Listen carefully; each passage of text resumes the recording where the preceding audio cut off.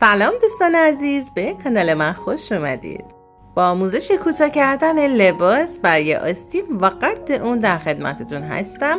من میخوام این پیرن رو واسه یه پسر بچه حدوداً 7 ساله کوچیکش بکنم و بهتون یاد بدم که چطور میتونم هم از آستین و هم از پایین این کار رو انجام بدیم.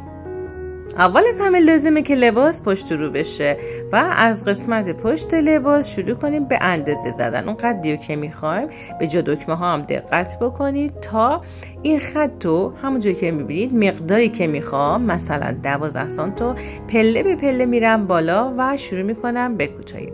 اگر فرد مورد نظرتون کمی شکم داره حتما سعی بکنید که این قسمت کنج که میشه پهلوها رو کوتاه‌تر بزنید. هم قد رو بلندتر نشون میده و از قسمت شلوار آدم و قد بلندتر نشون میده، هم در قسمت شکمش کمتر فشار میاد و لباس کشیدگیش کمتر میشه. خب من این دکمه رو باز میکنم چون قراره اینجا این دکمه رو بندازیم بره و شروع میکنم اون خطی که کشیدم و برش میزنم. حتما در نظر داشته باشید که این خطی که برش میزنیم با اضافه مازادیه که قراره تا بشه و به سمت داخل دوخت بشه، پس این رو حتما فراموشش نکنید. اونجایی که لبه پارچه های نخی ریش میشن لازمی که اونو ریش بند کنیم. تنظیمات چرخه من برای ریش بند کردن به این صورت هستش که در تصویر میبینید.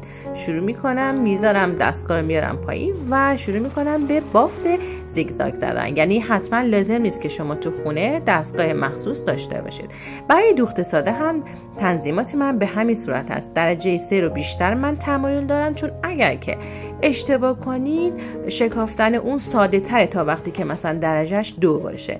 بین 3 تا 4، ولی 3 از همه نتیجه معقول تری میده نسبت به کار. همونطور که میبینید من هی کم یکسان تا میکنم چون این لبه ها انحنا داره. بهتره که 1 سانت تا کنید وگرنه اگر این مقدار بیشتر بشه کمی شکم میندازه و کمی کشیدگی ایجاد میشه در قسمت پایین. اینجوری راحت تر میتونید کنترل کنید که این قسمتی که گذاشتید واسه تا کردن به داخل مقدارش مناسب تر هستش.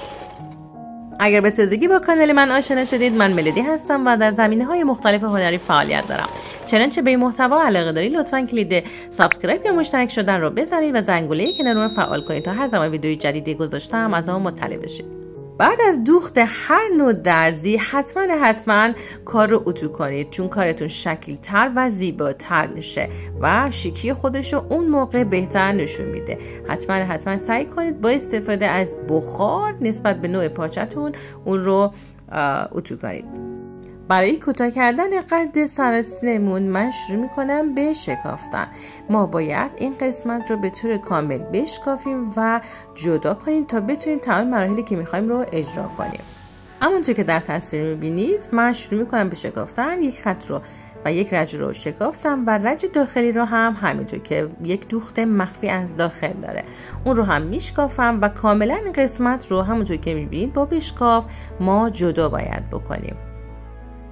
با استفاده از خطکش اون مقداری که میخوام و علامت میزنم و از اونجا به بعد شروع میکنم به اندازه زدن. همیشه از یک آستین شروع بکنید، 2 تا آستین رو نشکافید تا بتونید هر جا که به مشکل خوردید بیاید از نمونه سمت مخالفش شروع کنید به نگاه کردن که بتونید کار رو ادامه بدید.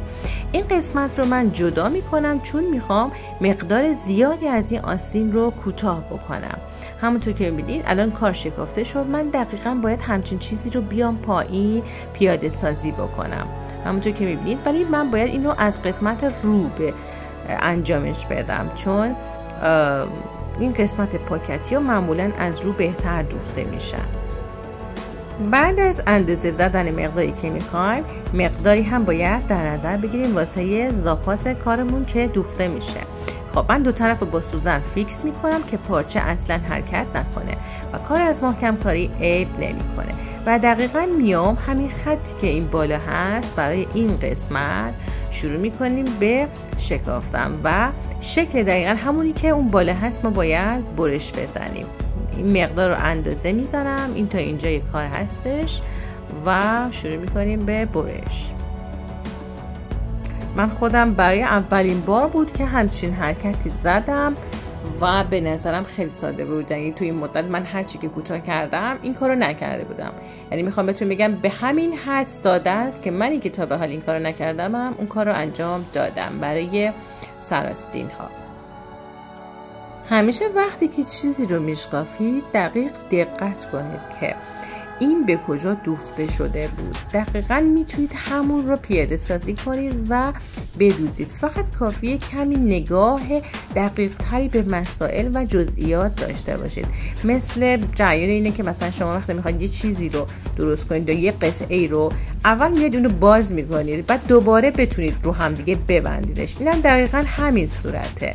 میبینید به همون ظرافت من شروع میکنم تمام لبه ها رو داخل همین قسمت ها میکنم.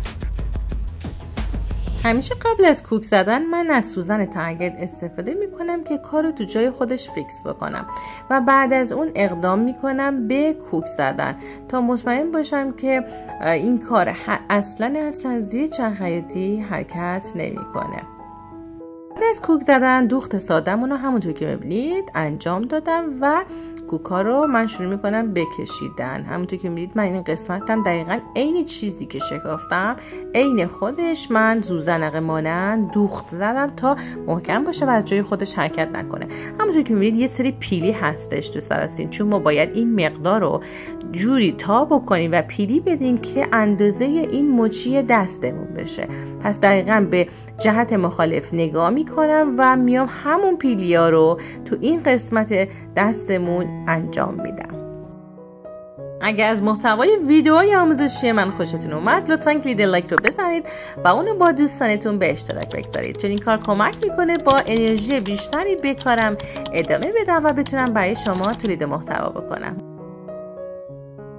شروع میکنم به کوک زدن. بعد از اینکه پیلیا جاشون مشخص شد ما باید یه مطمئن بشیم که این مقدار توی این مچی کفایت میکنه و شروع میکنم با نخ تقریبا همرنگ لباس میزنیم که اگه توی دوخت یه خورده گیر کرد بعدا شکل شمایل بدی نشه و تمام این پیلیا رو در جای خودشون محکم میکنم و شروع میکنم به کوک زدن.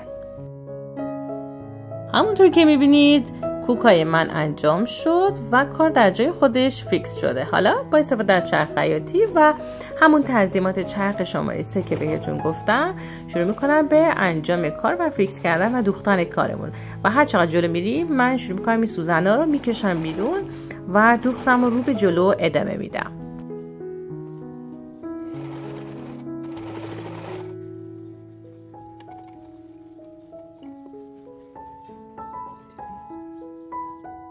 این از کوتاهی مچی آستینمون دقیقاً شد مثل روز اولش و الان اندازش مناسب همون پسر 7 ساله‌ایه که گفتم. شما میتونید تمام لباسای همسر، برادر یا هر کسی که نو هستش و حالا به خاطر شرایط وزنی و شرایط زندگی اندازش نیست رو مناسب فرد دیگری بکنید.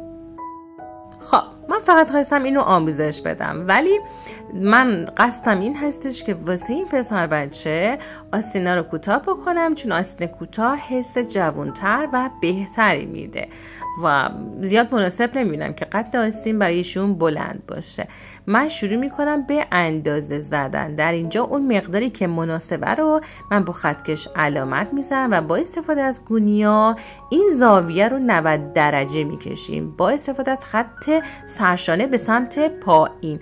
پس دقت کنید که گونیا رو درست بذارید و اون مقداری که میخوایم رو اضافاتش هم میذاریم واسه قد دوختی که رو به داخل میره، یعنی تای پارچمون. همونطور که میبینید من این اندازه رو میزنم، حدوداً من 3 تا 4 سانت میذارم. اگه دوست دارید که حالت بیشتری داشته باشه میتونید که بیشتر بذارید. همونطور که میبینید با سوزن پارچه رو فیکس میکنم که پارچه حرکت نکنه. سوزن رو خارج میکنم. این قسمت اضافه رو که میبینید حتما باید بشکافید. چرا؟ چون شیب آستینمون کمی زیاده و وقتی تا بشه تو قسمت زیر آستین کشیدگی ایجاد میشه. کمی این ناحیه رو باز میکنم که وقتی تا شد جبران اون مقداری که به سمت داخل میره بشه. همونطور که میبینید وقتی تا میشه این قسمت باز میشه که اگر بازش نکنیم کشیدگی توی آستین به وجود میاره.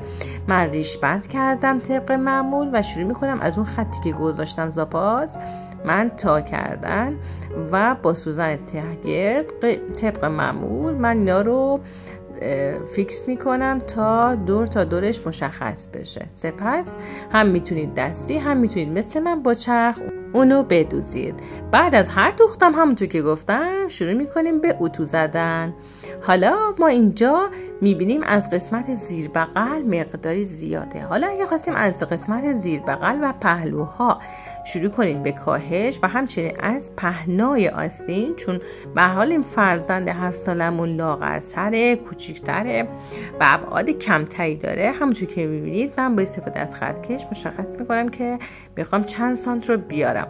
ولی از اونجایی که یک کوچولو شکم داره این پسر کوچولومون، از زیر بغل که میایم به سمت پایین کمی این خط رو و این زاویه رو صفر میکنم، چون من نمیخوام تو قسمت سینه ها خیلی گشاد بشه. فقط از قسمت بالا به سمت پایین کارمون رو صفر میکنیم.